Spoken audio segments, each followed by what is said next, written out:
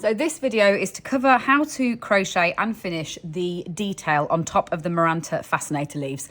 So it's actually very simple but very wordy, so I think a quick video should make life a little bit easier.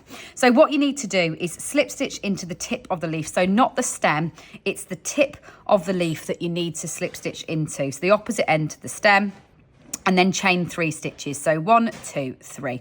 And then what we're going to do is work a zigzag up this leaf. Now I'm going to go right first. So I've changed my 3.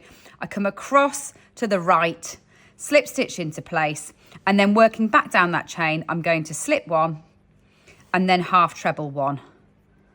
Like that. And then what I'm going to do is actually slip into my central line. So my central line that moves from where I started at my tip back down towards the stem, I'm going to slip stitch into there like that.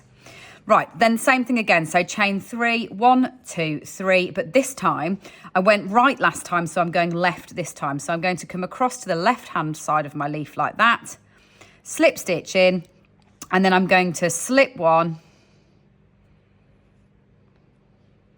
and then half treble 1, back down that chain there. And then the same thing that we did before, but this time we're going to be pulling it, almost flipping it in on itself, because I'll be dragging this into the middle like that. Slip stitch onto your central line.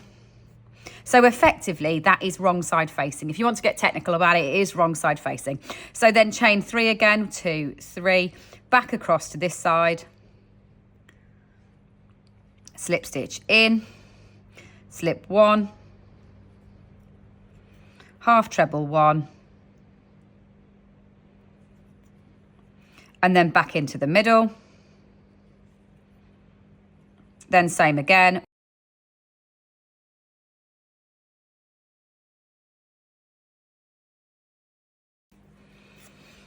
There we go. So once you've got the lime zigzag around the middle, all you're going to do is then embroider with your magenta to get your contrast.